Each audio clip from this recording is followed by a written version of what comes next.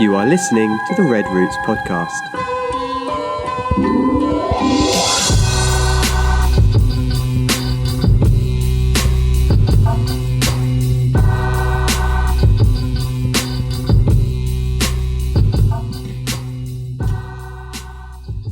Good morning, good morning. Good morning. The joy Good morning. of the Lord is my strength. Amen. No amen from Simon. He's not. No. Well, it's been a big week. Some surprises this week, no? Yep. We had, as we mentioned last week, if you listened, if you didn't, I'll tell you again right now. Anyways, we had our elections on Sunday, which was 2 days ago. 2 days ago, right? Yes, we had our presidential elections in Bolivia on Sunday. Without getting too far into it, last year we had a president who was going for his fourth term, even though the term limits are 2 terms. And it was just turned into a dictatorship, guys. Like, it doesn't matter what the news outlets or whatever, that's literally what was happening. And so people, there was a referendum to see if he could run again. He lost the referendum. This was in 2016 because he was preparing to run for the 4th term. He lost the referendum, but then somehow slipped behind the cracks and went to Supreme Court and got it, which was all his Supreme Court, of course, and got himself approved to run again, even though the people voted no. And so he put himself in the election. The election was really close. And here you got to win by 10 points or you have to get 50% or win by 10 points. Those are the only ways you can win. So if you have 49% and the other guy has 40%, you don't win. It goes to a second round with the 2 top candidates. And so it was really close. And then magically the computers froze for like a day or something like that. I don't remember how it was. It was some hours. Let's at least say that. And then when they popped back up, magically he was winning by just 11 points. And so anyways, there was a big investigation and found a bunch of stuff. And he was cheating. He was trying to rig the election. Found all these ballot boxes stuffed full of people that only voted for him 100%. Like, you think you would be smart enough to be like, hey, let's throw a few, like, you know what I mean? So it doesn't look whatever. But they were sneaking these ballot boxes into the counting place. And it was just an absolute mess. And so then he tried to declare victory. Then they tried to go to a second round. And like, he was trying to just force his way into another presidency, dictatorship at this point. And the people of Bolivia just went out and blockaded, marched and whatever, and basically just shut down. That's the best way to put it. It wasn't even about necessarily blockading. It was just shutting down. Shut down the economy completely for 21 days or something like that. Like, we just weren't working, like nothing. No movement, no nothing. And, I will be honest, that was probably the most unified I've seen Bolivians since. Yeah. Obviously not every single person, because he still has supporters and stuff, but like, even on that side of it, it was a lot of unity. When we can unify over hate, boy, like, if we hate something enough, it'll bring us together. Hate brings us together more than love, which is a weird thing. But anyways, that happened, and it forced him into quitting. Like, he didn't have an option, so he stepped down. And then they started saying it was a coup, and it's just a soap opera with this guy. That's what I feel like I don't have a social media home, because I get on Twitter and I hear people from all over the world saying it was a coup and that Bolivia has continued their fight and won their democracy. Yeah. So according to the world, we are living our democracy dream right now. Well, okay, we didn't get to that part of the story yet, but that's what we're getting to the update. But like, people say, the people have been saying, like, from that, people have never been to Bolivia in their entire lives and can't point to it on a map. Can't name 2 cities in Bolivia, and they're like, they know everything that went on here. And so they're saying that democracy has been restored. How was democracy restored? Through an election. How did that election happen if democracy was dead?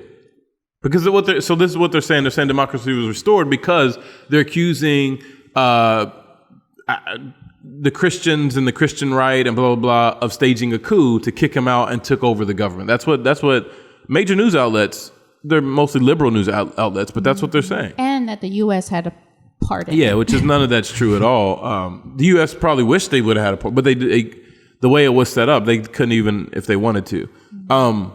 Bolivia was not friendly with the U.S., so there's not a lot of U.S. influence at all with that stuff. Now there's more with the new. Anyways, so what happened is he ran off to Mexico, whatever, political exile, or what is it called?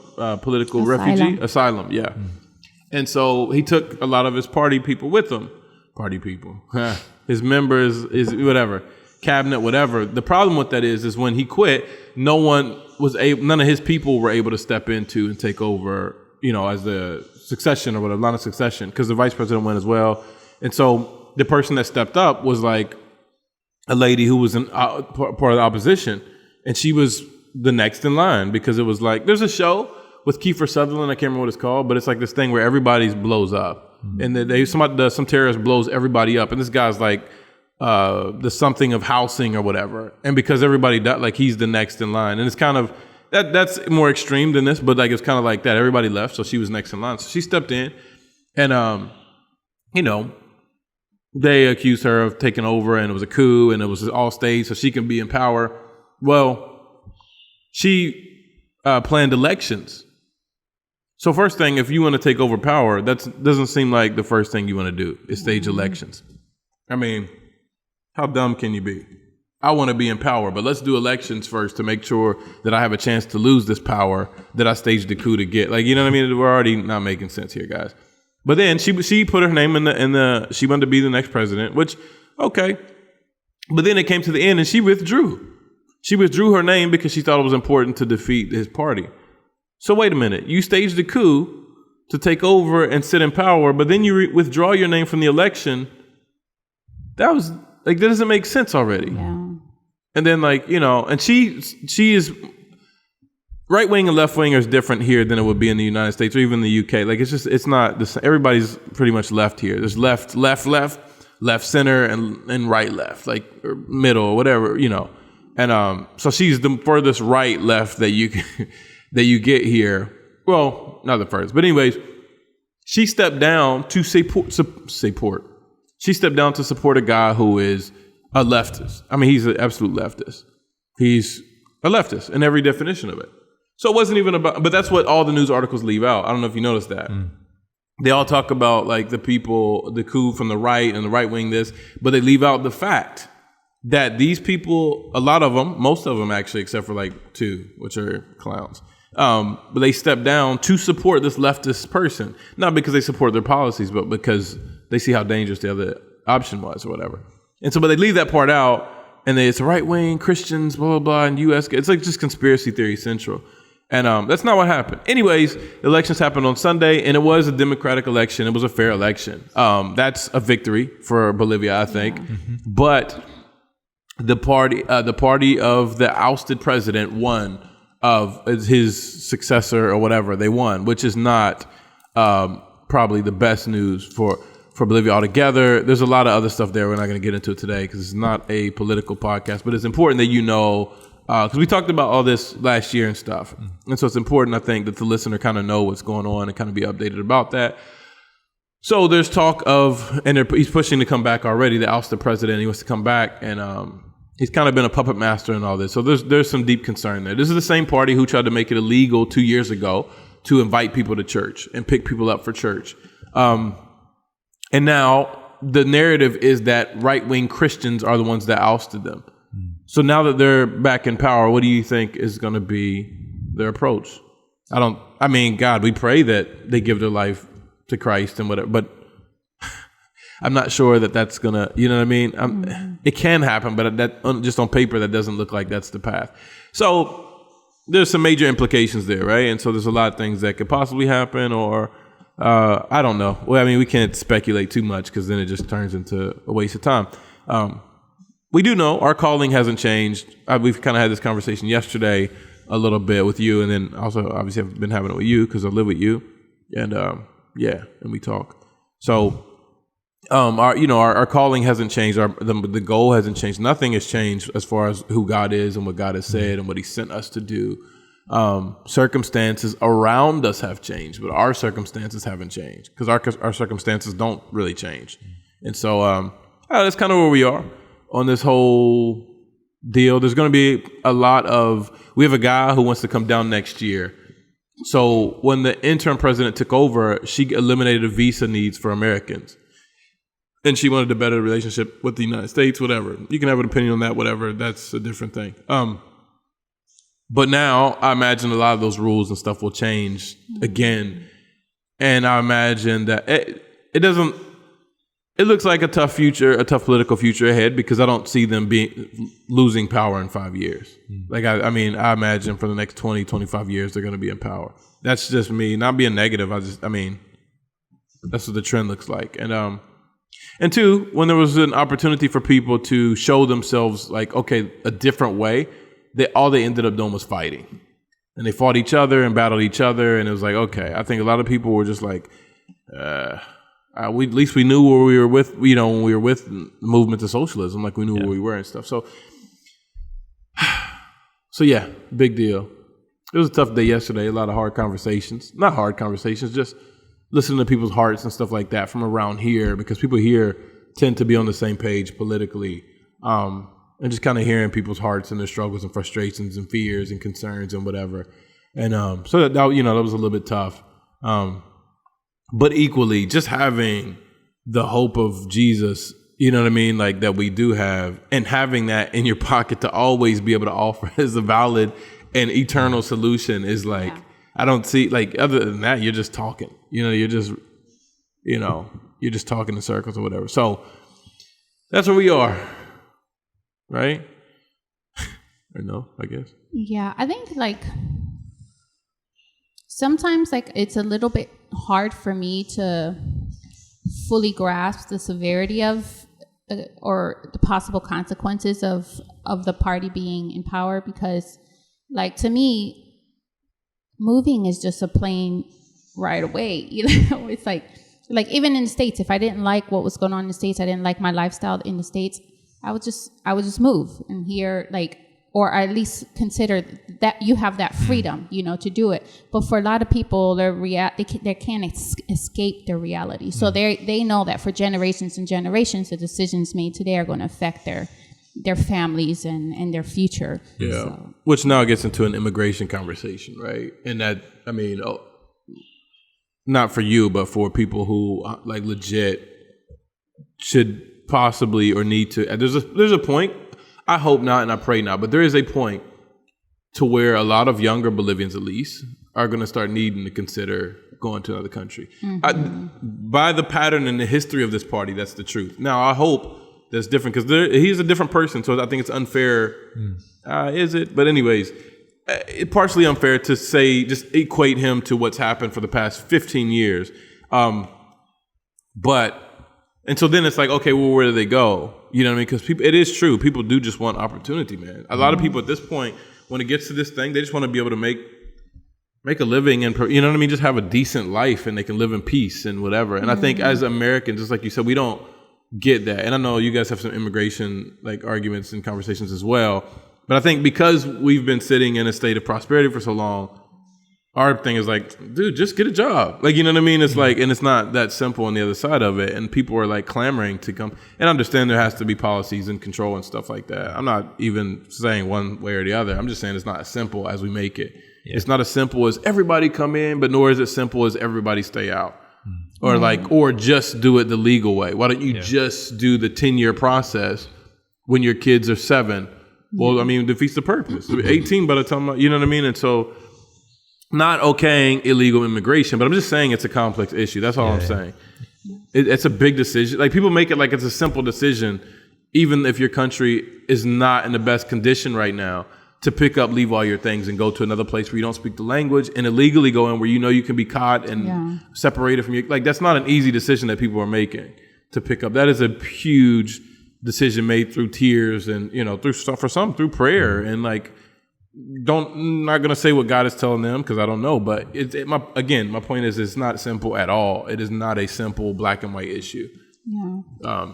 I think we are fortunate to be able to say, I want to go live in Ireland. Mm-hmm. They're going to give us passports without an issue. Well, we just have to prove that. Visas. My bad.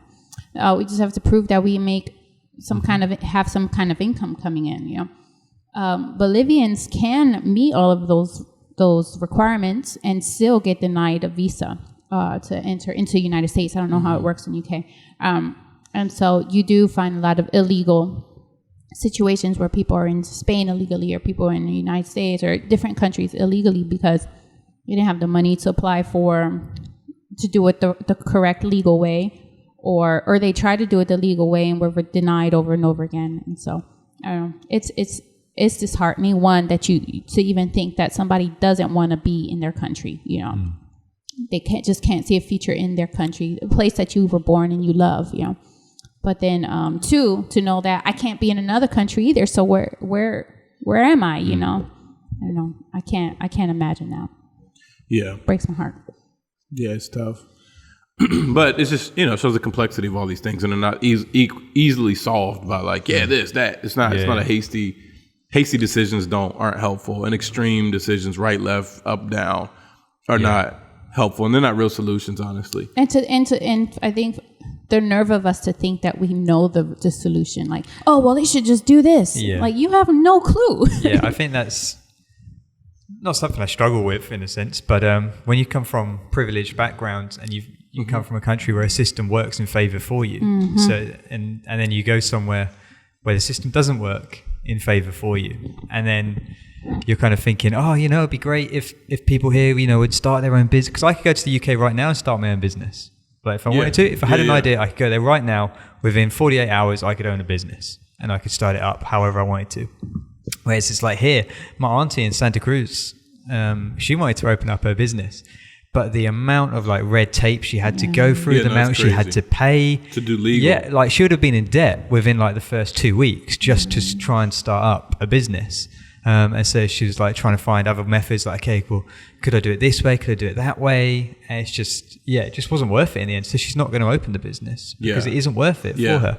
Like the amount of money that she'll have to give up to even start it, and then the amount of debt she'll be in, just the amount of work that comes with it. It's like, it's not worth it. I just keep doing what I'm doing. And so, it's like you're saying, you're like, you feel like you have the solutions to people's problems, but actually you don't, if you don't understand the system that's working where you are, it's so much harder. Well, here, because of the bureaucracy and all, like, and just the ridiculousness of oversight, so much so that it gets lost in, like, you get punished for trying to do things the right way. You're totally punished for it. And that's her situation. That's what's happening with her. It's like, she's trying to do things the right way, because so many people open their businesses illegally and they don't care. Like, some people are just the way they want to do it, but other people, it's too much.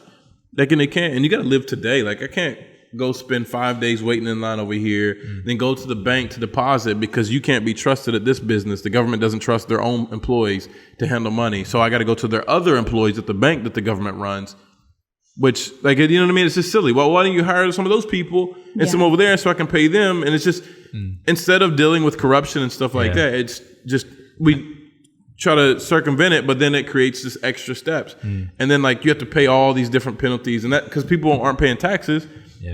So they tax you even more, and like you literally get punished for doing things the legal way, literally. And then everything has to go through like this Centre in La Paz as well, and so it's like people that don't even know your situation now get the final say on everything that you do, and all it takes is for them to hit the red stamp saying denied. That's it. Because they don't care. Like, and you're exactly right, and that's another problem too. Is everything is so centralized. Like, we can go to a government office here. And all they're the boss of this, and they have all these titles and whatever. But all they can do at the end of the day is send it to the centralized government office where everything is controlled there. And so like it's problematic, and like so they don't have any. They're just here to receive our papers and tell us what we need, essentially. And I'm not insulting those people, but that's the reality of the system. And so, like you said, you have to send it off somewhere else. And so, I just think I didn't get it before I lived here, so I'm not being overly critical of Americans or whatever. But like, it's just something you don't understand until you live in. And it's like, and even for us, like, it's a small taste because we still do like manage our money. Our nonprofit is in the U.S. You know what I mean? And so our major stuff. So we've had a very small taste of it compared to other people.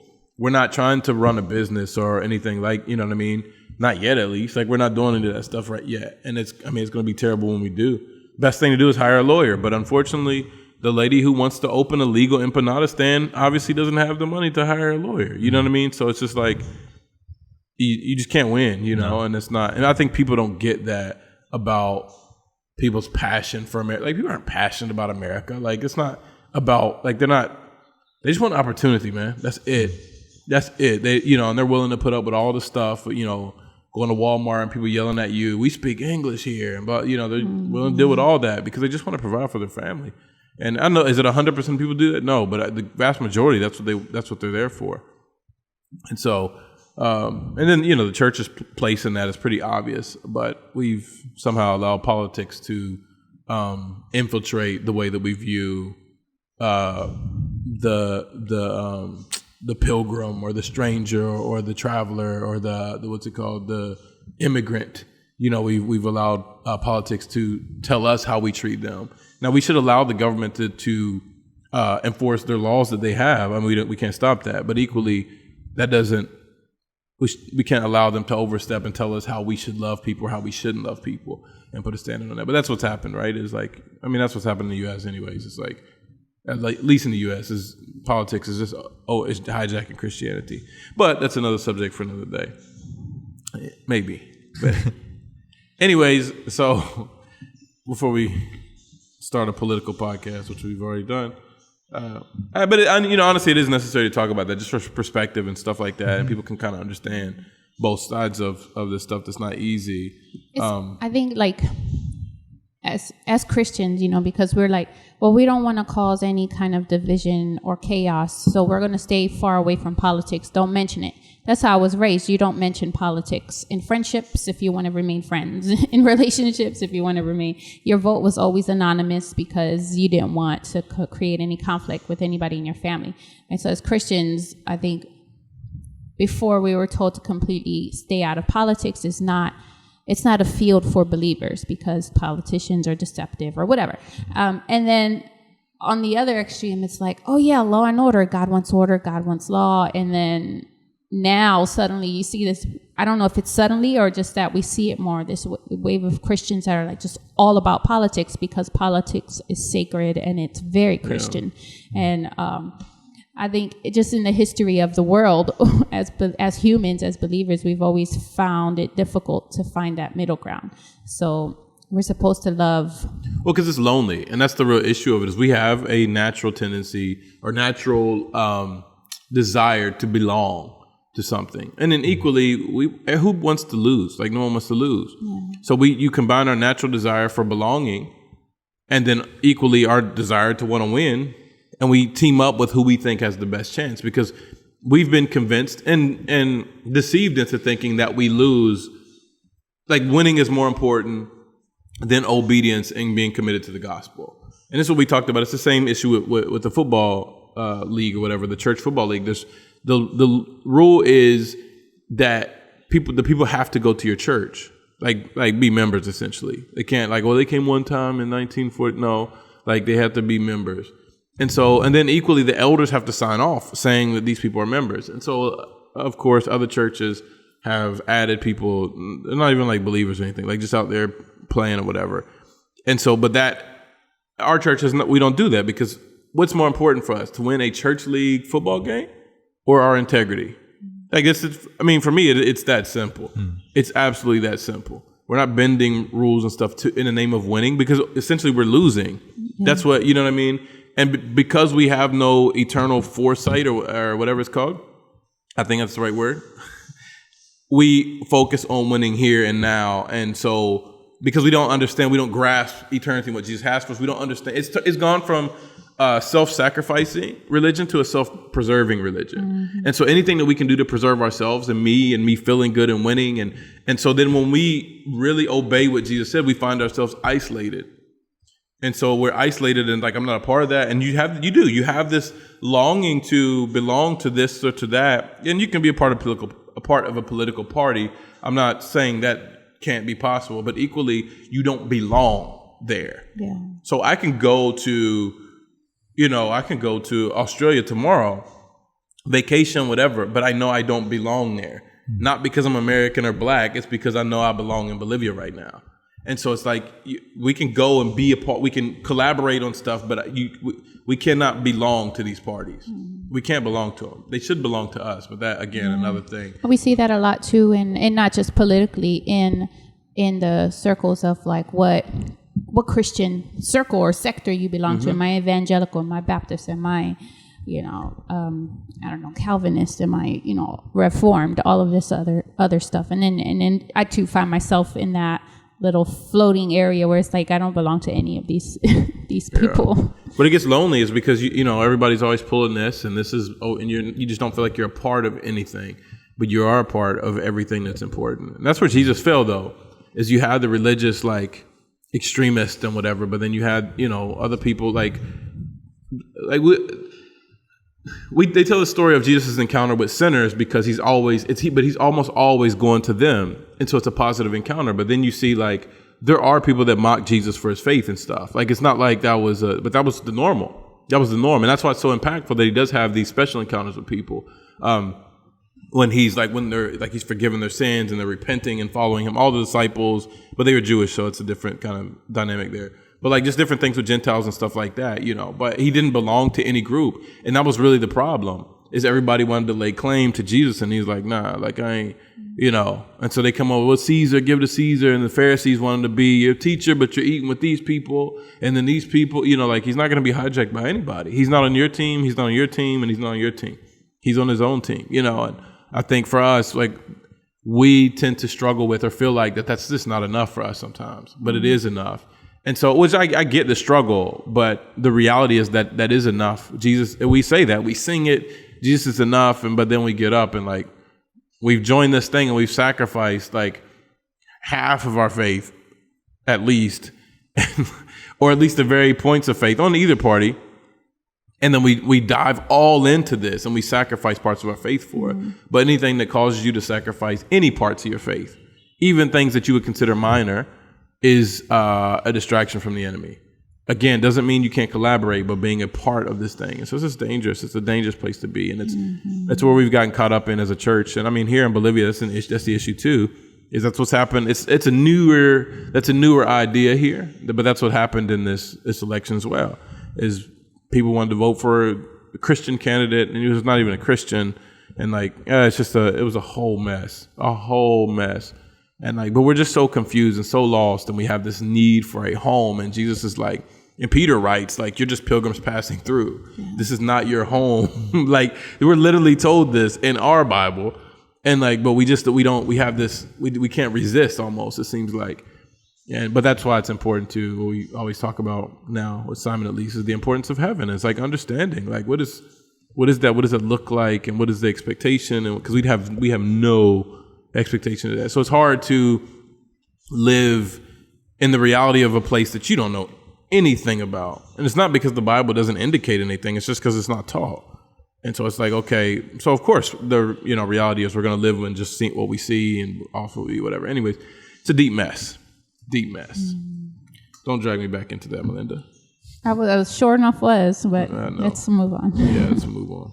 All right. So the second topic for today is our biggest challenge in missions. So what has been up until now? What is your biggest challenge in missions on your different levels, personal level, ministry level? What has been your biggest challenge in keeping you from reaching your maximum potential to date? Right? We believe that your potential always changes. My potential today, my capacity today, is lower than it will be tomorrow, and so on and so forth. So you can always be growing, because if you're growing, then your potential changes, right? And so my potential is that if it's at a 7 today, it's going to be at an 8 tomorrow, and 9. So I'm always growing. But for today, what is holding you back? What is your biggest struggle? What has held you back from reaching your full potential? I mean, you guys did know this question before. Yeah. You told me last night, to be fair, right when I was about to fall asleep. I was probably already asleep. And then you woke me up. So you remember? Yeah. Okay. Yeah, well, I mean, you've just thrown that potential. Okay. You've thrown that potential bit in last minute there. No, okay, we'll cut that off if you want. But it's the same thing. It's saying the exact same thing. It's just I'm specifying it for the listener. Okay.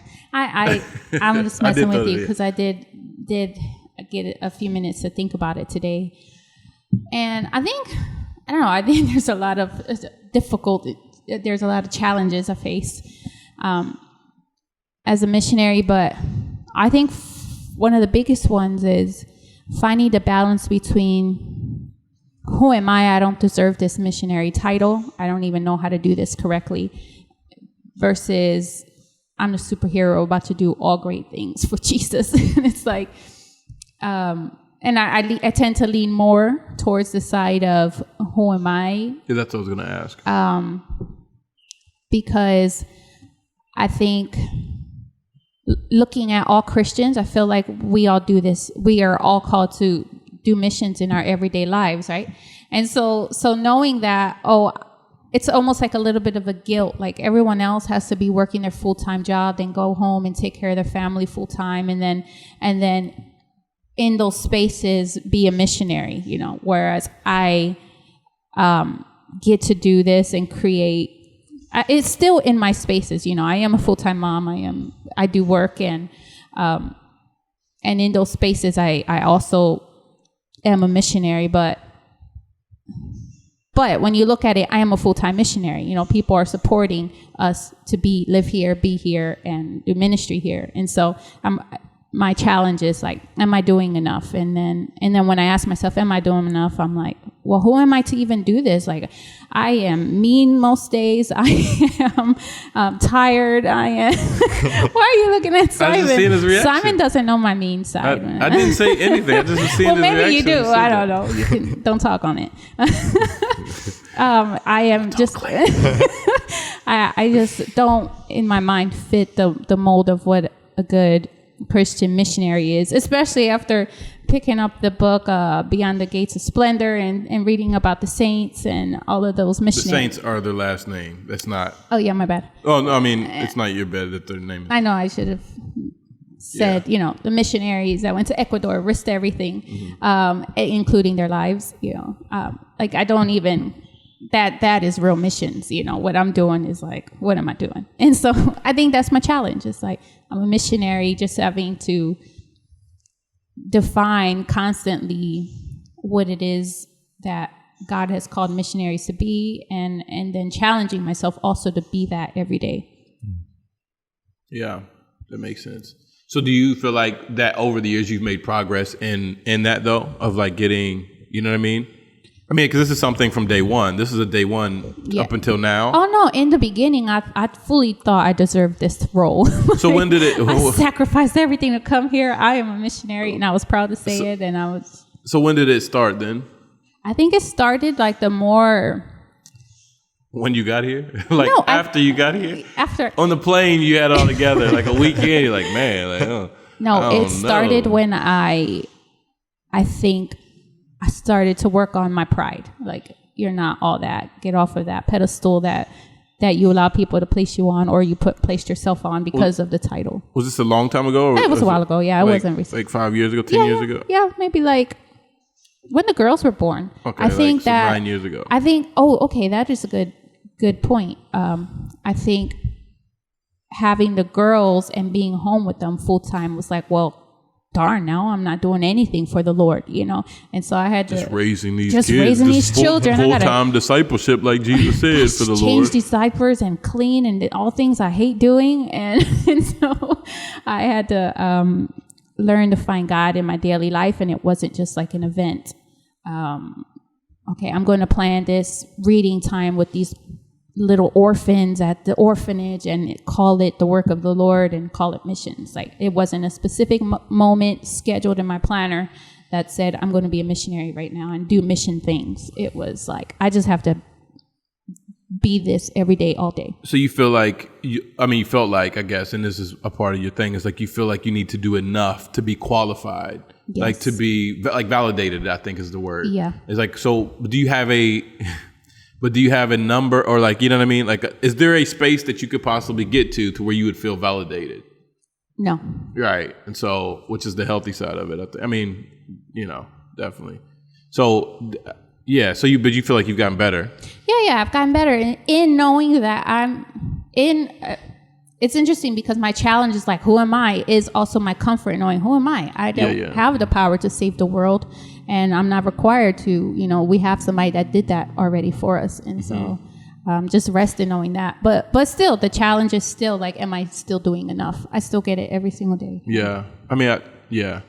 How do you feel that the process of the progression that you've experienced in this area, do you feel like it's changed the way that you do missions? Like, so let me clarify the question, because I'm not good at asking questions, as you can see. I mean, I'm good at asking questions. I'm not good at asking them clearly. I mean, I understood what you I know, said. but I just want to make sure the person listening understands as well. It's like, let me say this the right way. Oh, so like the progress, and as far as like feeling adequate or inadequate, the process of like growing in adequacy. I may edit up, but you know what I mean. In Christ, do you feel like that process has changed the way that you do missions and you view missions? Yeah, I think I touched on it a little bit in that it's not always going to be just an event that you do at a certain time of the day. Like it happens when your friend shows up at your door and says, my brother died and I want to go grab a drink right now, or what kind of drink we talking about? Like an alcoholic drink and get drunk, and I haven't done that for years, but it's the only thing I want to do right now. Or, instead of saying, I mean, those are opportunities where God can, or where we can introduce people to trust in an almighty sovereign God, and give you hope and not just say, oh, don't drink because it's going to ruin your sobriety. Like that is not the solution. So I mean, being ready in those times, I think, is what. So this helped you. That's the way that it's. So before you weren't ready in those times. No, before I was. Can you text me so I can prepare a scripture verse to give you in this moment, because I've got nothing for you. Yeah. So before it would have thrown me all the way off. Like I don't know what to say, and I suck at this. Yeah. Well, I'm just trying to connect the dots. So like, before you felt inadequate, and now you now you feel more adequate in Christ, and that has caused you to be prepared for when people show up at your door. No, I'm still never prepared, but to be like more willing to, I guess. Now I'm all over. Oh, because you're not depending on yourself anymore. Right. Okay. I'm just okay. No, I just wanted to that it's in the moments of our lives that Christ can be glorified. Versus before, I felt ready, but I wasn't always ready because those things were in a controlled environment. Missions was a controlled environment for me. Out there. Yeah. And now it is not controlled. I can't control when it happens, where it happens. It's just life. Yeah. That makes sense. So basically just learning to rest and depend on him without, like, not lazy and that we don't study anything. We just say whatever, but equally, like, not be so concerned about this is my moment to qualify myself or whatever. This is, let's just let the Holy Spirit speak, because you can't prepare for those things or whatever. Right. But in the way that I view it now, I still feel like, am I doing enough? Because it doesn't seem fair that I'm just being a Christian. This isn't missions. I'm just being a disciple, a Christian, a child of God, and this is what we're also called to do. Yeah, that's not even just what we're called to do. That's supposedly who we are. Yeah, it's who we are. Right. And so, no, I get it. I get that. What about you? You've had time to think now, 24 hours. And yep. No, I'm kidding. No, I think so. My line of thinking went more along the practical side of things. Mm-hmm. So the first one, maybe slightly more obviously, is language. Mm-hmm. I think that has a bigger impact than you think and then you thought. So I think you're always aware, okay, if I'm coming out here and I don't really speak the language, it's going to be tough. Yeah. I mean, you get here and it is tough and you get that. But I think it's only really when you start progressing a lot more and you look back and you see how things changed as you were able to speak the language, that you realized how much of a barrier it was. Mm-hmm. So, I mean, for me, on a working level, on the football ministry thing, the first year was really tough. Mm-hmm. And I didn't have much of a relationship with the guy that I worked with. Yeah. There wasn't much communication at all. It was really, really difficult at times because you're turning up to something and you just have no idea what's going on. You don't find things out until last minute or whatever. And you put that down to, maybe he just doesn't like me, have I done something wrong or whatever. But as time's gone on, I look back now and I think a lot of it was just that because I didn't speak the language. Mm-hmm. And I think and this isn't pointing fingers, because I'd probably be the same if the roles were reversed and I was working with someone in England and they didn't speak English. I don't know how much patience and how much time I would have constantly to be like, okay, I need to be, because you've got to go out of your way for that person 24/7 to make sure that they're understanding everything and whatnot. But definitely now, as my language has improved, I have a great relationship with this guy. Now he texts me all the time. I know exactly what I'm doing. He trusts me completely. Sending you memes and stuff. But and so I look back and I think a lot of that was just the language. Like, as the more I learned the language, the more that I grew in confidence in the language, the more he started to trust me. Yeah. The more he was like, okay, so yeah, Simon can do this, Simon can do that. Yeah. And so you look back and you think, okay, that was a real barrier. Where I didn't really know it, because you're living in it and you're working, and some people are great and they'll be with you no matter what, whether you get the words completely wrong or don't understand anything, they'll still be there. Whereas for other people, it takes, they won't open up straight away if you don't speak the language. They're not just going to suddenly commit themselves fully to you. Yeah. And so it's a process. It's a building process for them. So I got a question about that. I know you got one, but I just got a question about the language part real quick. So how hard do you see language on a scale of 1 to 10? Language learning, obviously 1 is not hard, 10 is extremely hard. I guess you can answer this as well. Probably an 8 or a 9. Yeah. I really, really struggle with it. How difficult is language learning? Yeah, it's frustrating. It's hard because even though most people would listen to me speak and say, "Oh, you speak well. Your Spanish is good," I still every single day find myself flustered and frustrated because I can't communicate what I want to say. Okay, then I'll ask this: how much of that do you feel is mental versus it's really hard? Like, you know what I mean? Or how much of it is confidence based? You know what I mean? Like, it's got to be a lot of confidence because our children, they don't even know their timetables, and they're like, my kids can't, like Jolie. No, I'm kidding. Jolie's English is not great. I'm gonna get more bigger next year. Now, what more bigger? Because she's she's crossed over backwards because their first language is English, and she translates her thoughts from Spanish to English now. And this is the kid who didn't want to speak Spanish. Right. Why do they keep talking like that? Remember she said that? Why are they talking? So it's not difficult because, children do it every day all over the world. They're learning several languages at one time. I think it is a mental thing and a confidence thing. What about you? Yeah, definitely. It's that sense of getting flustered, getting frustrated, because obviously, especially like you're later in your life in terms of like mid-20s or whatever, you've gone 20 years of just speaking. You've been able to say anything that's on your mind. You've been able to communicate. You've just been able to say it because you grew up, like you said, you grew up learning a language. And so you knew it. I can just speak English.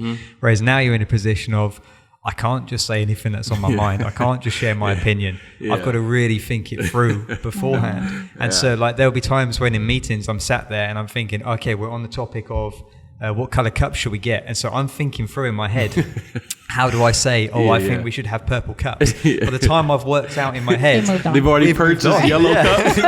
Yellow cups have been brought. That whole conversation. Yeah, exactly. Yellow cups have been brought and we're on to topic 5. And I've just worked out in my mind, like, what's the word for purple? What's the word for purple? Purple is hard, But people have moved on. And so it's that frustrating thing. You're like, oh man, I'm lost again. And then because you spent so long focusing on purple, I'm now like, okay, I'm not 100% sure what topic we're on now. And so now I don't want to share. And they just quiet. Because and then you beat yourself up. Like, I couldn't even remember purple. Like, you know what I mean? Like, you just like, and then you just don't ever want to speak again. You're just a listener. I think another barrier challenge too is that you work with the limited vocabulary that you have or the limited verb conjugations that you know. And so you try to make sure that what you want to say is going to be short and, concise. You can communicate what you want to say, but also not sound like rude and super direct. And so like we've all been accused of just being very direct, just like rude, those Americans or those how do you say extranjeros? Foreigners, like they're just so rude. And like, I'm not rude. I just wanted to get my point. Yeah. Like super direct. I don't know how to say you don't sound good singing that song in a nice way in Spanish. Like in English, I can fluff it up. In Spanish, you get what you get. Like we're in the middle of prayer at the end of the meeting and Simon just yells, purple. purple cup. Like, what's wrong with this guy? Take it easy. I got it. Yeah, that's what I would. That's my opinion too. It's a huge confidence issue. I mean, when your point with kids, we'll get back to you. But your point about when you said something about kids, kids don't have that I can't, and they're not as ashamed as we are. Like you change kids' diapers. They're throwing up all stuff and falling. You know what I mean? Like you're always carrying them, and like they eat their boogers in public. So they don't have shame. No shame. So it's like they don't feel that like, oh, I said it wrong. Let me not talk again. Like they don't care. You know what I mean? Like SEO when what's the name said? It's a little. I'm not gonna explain that. How. Anyways, it was funny. I think it was at the door the other day, and he had a mask on, like a superhero mask, Captain America, and he's like, oh, who's that Captain America? And he's like, SEO, like SEO is not even how you say it's soyo, but he's a kid, so he didn't care. But I think that's the thing is we have shame, and so we tend to hunker down or whatever. But anyway, sorry, we completely hijacked your point. But yeah, go ahead. Yeah, so that's the first one that came to mind. Language. The second one, I think the more missionaries I speak to, the more I think people struggle with this one is the idea of making friends or making friends on the mission field because. You know a lot of people. Like I know so many people here. I don't have that many friends. I have you guys and I have Rudy, and that would probably be all. Clarified that. I was about to shut it down. Like, click. Like they would be who I consider as friends. Yeah. And so you're at this weird crossroad where you know so many people and so many people know you, and then you're like, man, who's my friends in this? Like who do I go deeper with? Who do I share with? Who can I hang out with? Like in terms of I've built that relationship because this is like the first time in my life where you almost have to leave your house in search for friends. Yeah. And it's a really weird concept to get your mind behind because you go to school with friends, you go to college with friends, you go to university with friends, and then you have friends that you have your next door neighbors, people you grew up with. And so you've just had friends, and then all of a sudden you leave all them behind and you've gone to a place and you start meeting people, and so you know loads of people, but you're like, wait, I haven't made any friends. I just know these people, and they know me.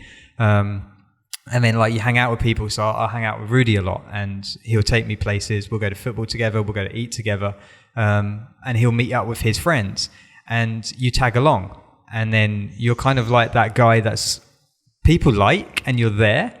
But you feel like you're just tagging along to everything, if that makes sense. You're like, Rudy's friend. Hey, Rudy's friend. Yeah, I'm there because Rudy's invited me. And it's like, and it's not that they don't like me and I don't like them, because if I'm not there, they will ask, oh, where's Simon? Where's Simon? And then next time I go, they're like, hey, where were you? Where were you?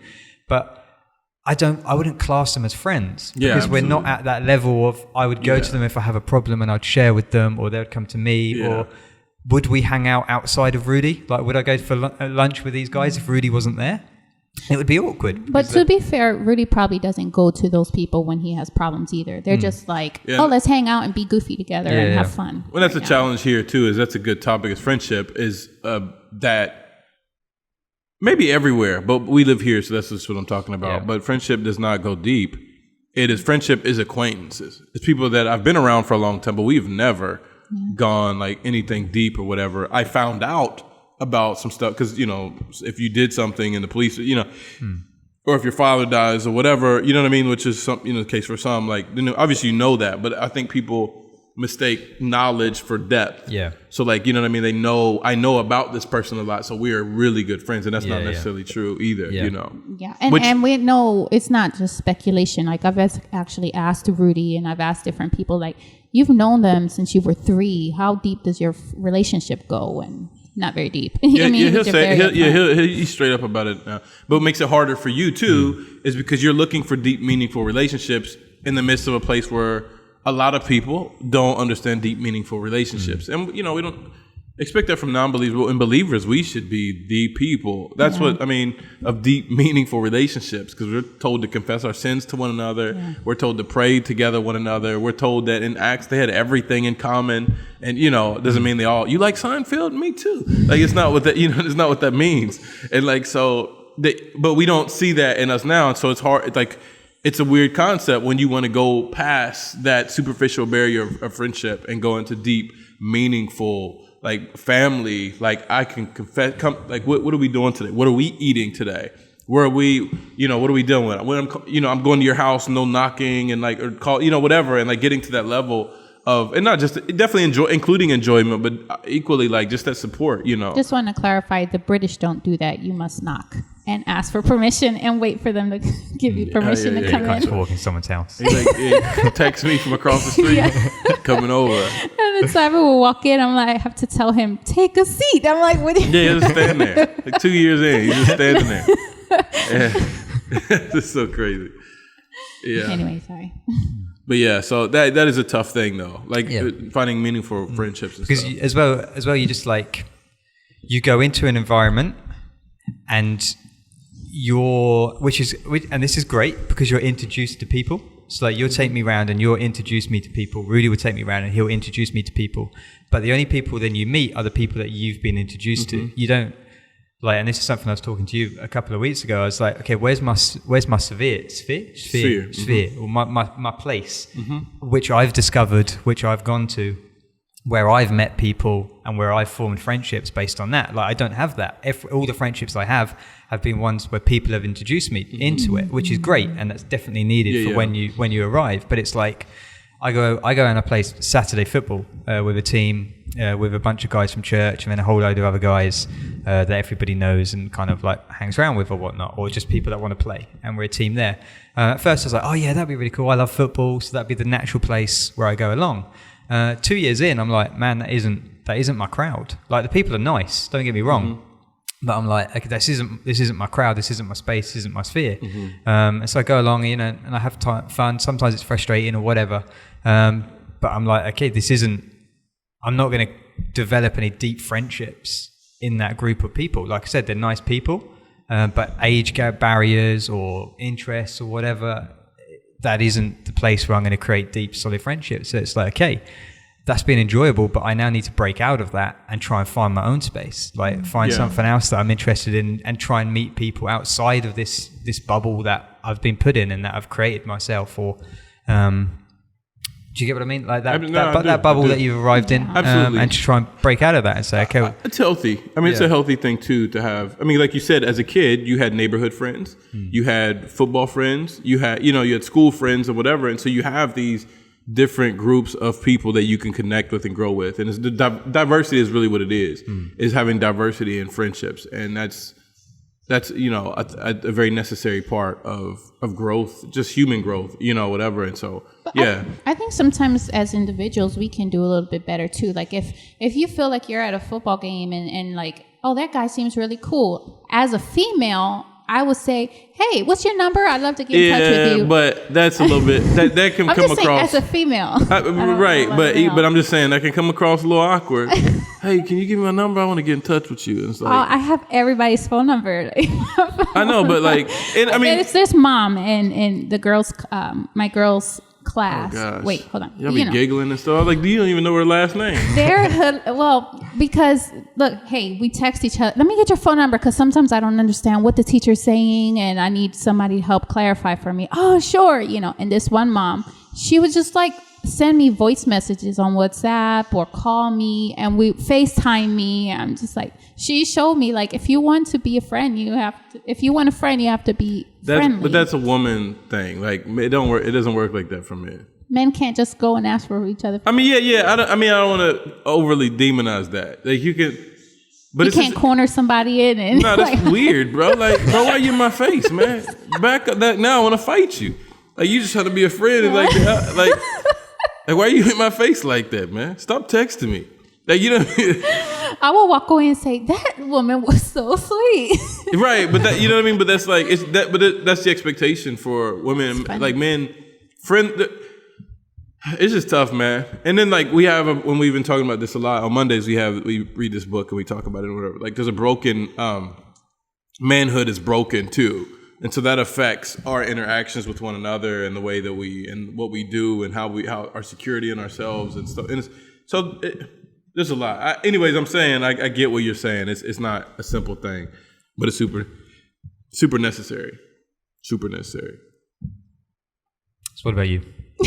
Good transition. Yeah. I think, yeah, I wasn't expecting you to say that. Oh, he's just the way he's looking at me too. Look, it's not ready now. No, I'm ready. I'm ready. Come on. Let me read the question. Come on, son. No, for me, I think it's self-confidence is a big thing that has, I mean, since day one, even till now, it holds me back. I've made progress, but, you know, and I don't mean self-confidence. It literally means confidence in yourself. But it's a deeper issue for me because, like, I know that I'm not capable to do half of the stuff I'm doing. But, like, I don't have confidence that God is capable to do this stuff through me.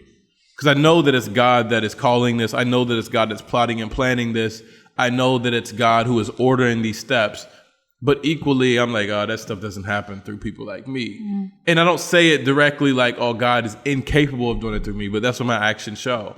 And so there's a weird space of confidence that you can have confidence in Christ, which it looks like self-confidence to a lot of people. It's just because you know who he is and you know what he's told you to do or where he sent you or, you know, where he's led you, whatever you want to put it. Doesn't matter. You know that and you operate in that. You operate in your space that he's sent you to or called you to or led you to. But I think to other people, it's like, oh, he's really confident. And you are confident. But it's not confident in self, it's confident in Christ. So when we are in a space, for me, I'm saying we, like when I'm in a space that I know that I've been called to and led to, and I lack self-confidence, which I do today, like, you know, it really reveals in me like that I don't have full confidence that God can do anything but use somebody like me. I mean, he can save me, but like to use me as a leader in this capacity or to be able to do this, like I can't do it. I mean, it affects me in a lot of areas. Fundraising is probably the biggest one. It's like, oh, no one wants to give me any money. They don't believe in you. Like, why would they give you money? Who are you? You don't know anybody. You know what I mean? Oh, they're going to think you're a crook. They're going to think you're this. They're going to think you're not trustworthy, you know, whatever. And like, it just turns into this. But the problem is I'm focusing on me, right? Like, they don't think you are. Like, I never say they don't think God's trustworthy. They think God's going to be a crook. Like, it's never that. So I'm focusing on me. And it's the same thing. That's my issue is I focus more on me than on God a lot of times. And so I guess that on the spiritual level, that's my biggest issue because preaching every Sunday, like, and there's a point where I think you should be nervous a little bit. You know what I mean? You don't want to come in like, you know, you want to say the right things. And it is a serious responsibility. You know, you want to preach the right things and give people what they need to grow in their faith, et cetera, et cetera. But equally, like, I lack so much confidence. When I get up there, you can't tell because I've just gotten used to it. And so, like, I can be oozing, like, you know, my heart is pumping, lack of confidence. But then when I talk, it seems like, oh, he's pretty confident. It's not true, you know. But and I think that's essentially held me back is not being able to rest in his sufficiency and him being able to do anything he wants through anybody, even me. And so that's an area I've been working on really is trying to grow in my, and focus on him and not focus on me. Cause that's really, again, we paint it all these other ways, but that's really what it is you focus too much on yourself and your own. And it's the same thing as people who focus on their own ability. It's equally as damaging to focus on your own disability because your abilities or disabilities don't really matter to Jesus. He doesn't care. Like he's going to do what he's going to do. You know what I mean? And so like, for me, I think that's the biggest thing that's really affected me and held me back in every area. You know what I mean? And leading the church and fundraising and stuff like that, even here just in the office and stuff. And just like slowly stepping into that role of leadership and like accepting it. And it's not that anyone hates being a leader or loves being a leader. It has nothing to do with that. It's just like, I don't know if I'm capable. And the answer to that is you're probably not, but it's not about you being capable. It's about, it's about Jesus, like Jesus being enough and if God has called you to it, then he's a supplier, he's a provider, and he provides your needs, and your needs are what you need to accomplish God's will for your life. Your needs are not what you always think your needs are. Yeah. And so your needs are what he says you need, not what you think you need. And so if he sends me to lead the church, then he's supplied those needs. So what am I fretting for? You know, what am I upset? And why am I even focusing on myself?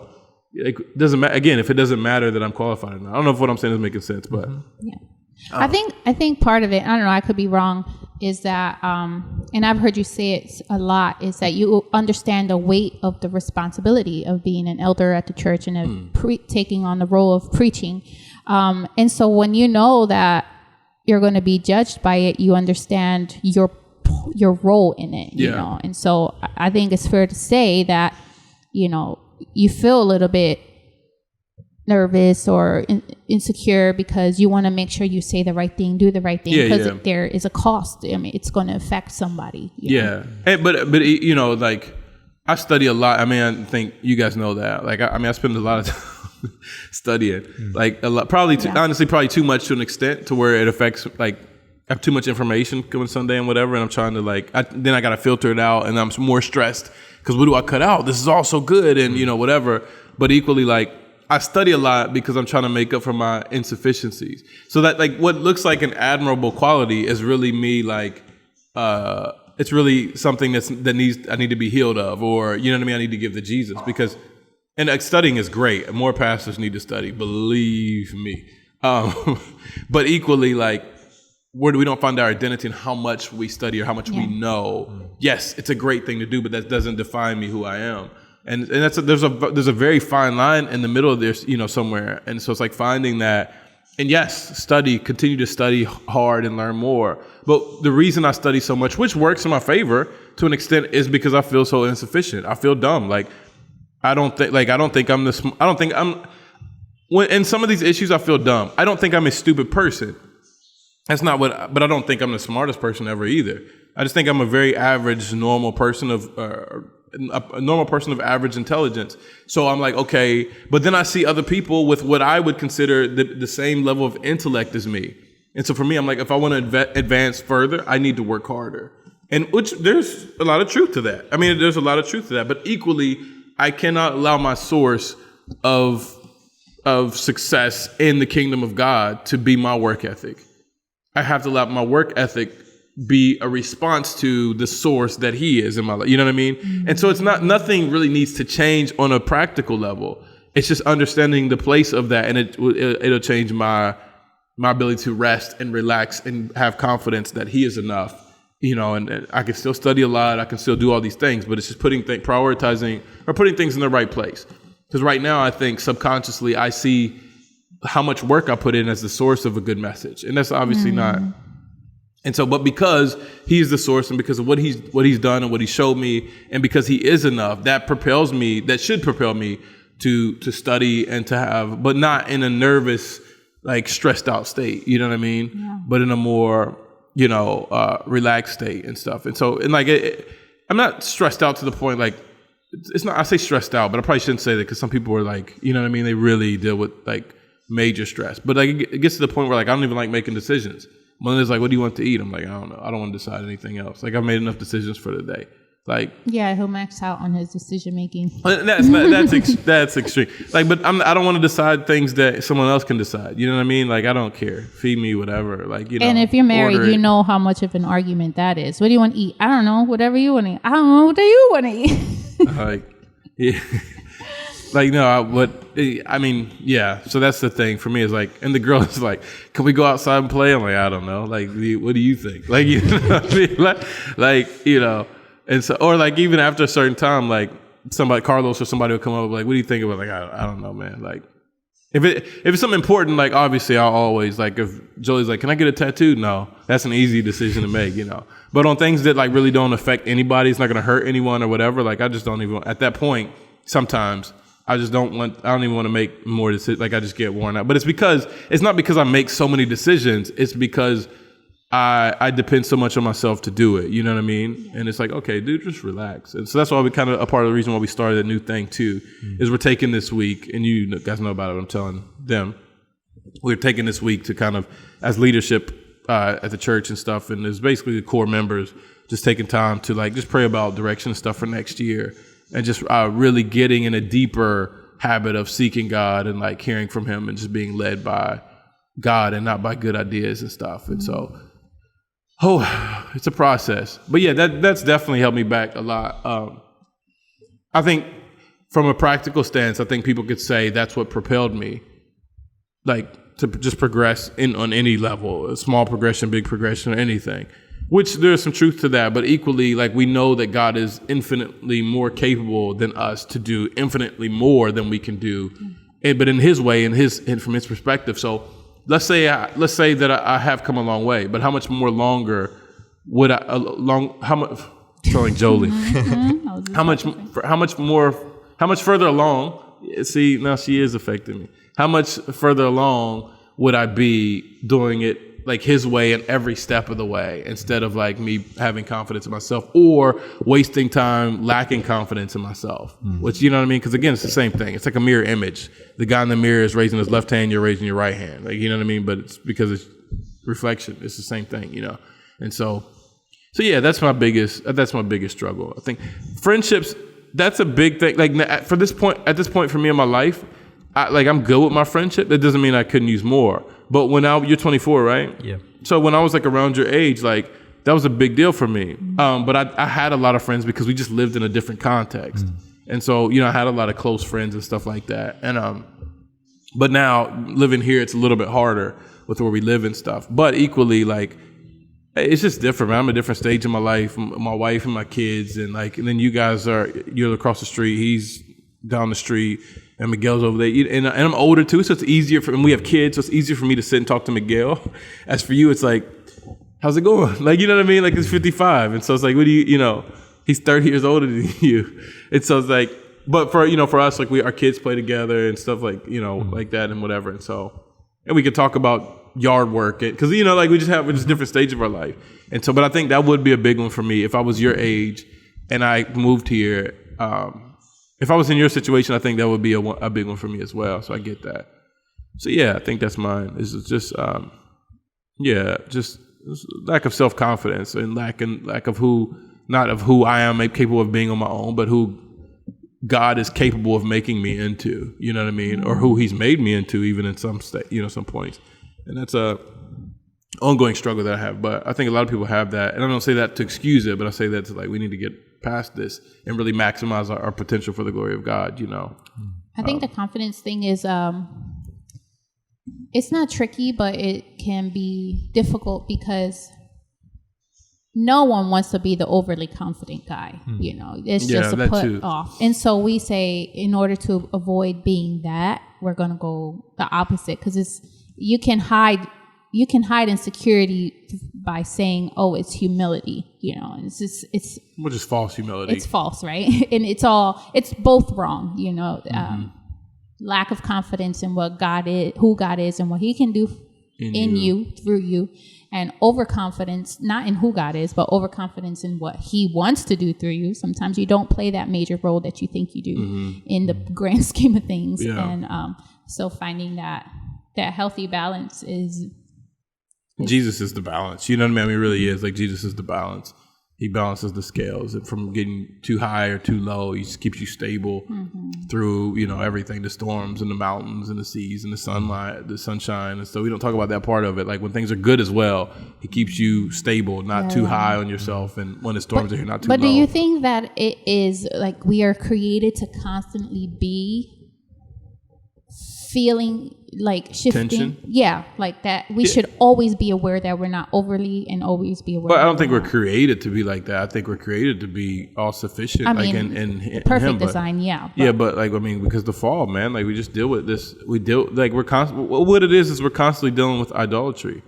We're always, any sin that you commit is you trying to replace God with something.